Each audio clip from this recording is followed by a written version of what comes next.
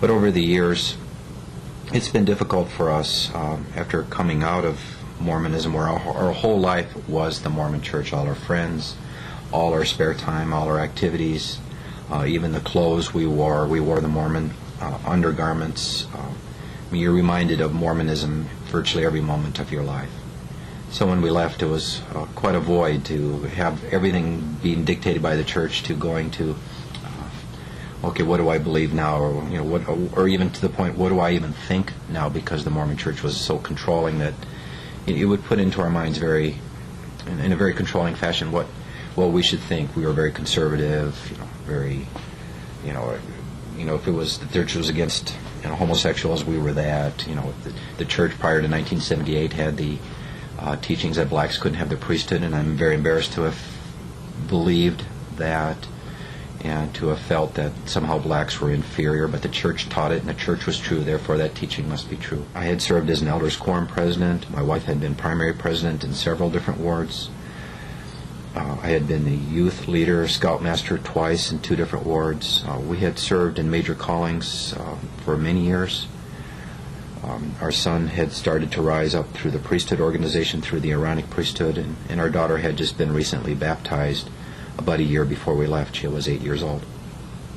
So it's not like we didn't think very deeply about leaving. We thought about it very, very much. It took over a large part of our lives just to question Mormonism.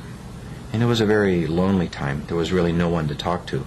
We were doubting and questioning and reading, and you feel very much alone when you go through this, thinking that there's no one else experiencing this sort of thing. And fortunately, we got in contact with some other ex-Mormons and some other ex-Jehovah Witnesses and had an opportunity to talk to them, find out what they experienced in their lives as they left these organizations, and found out we weren't alone. In fact, we were very much like them, and that, if anything, we were just normal people coming out of a cult.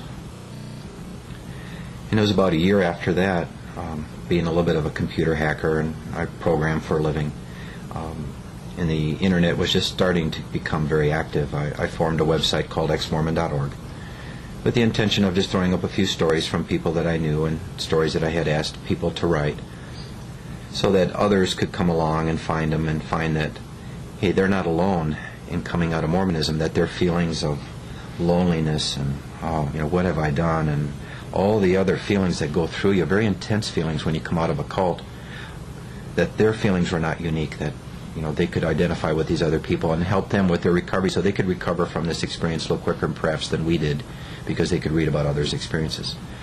I figured I'd put the website up for a year or two, and never anticipating that it would be up for now almost 8 years. and the hundreds of thousands of people that have visited the site. It's astonished me that so many people now are leaving because of the internet and because of the information available.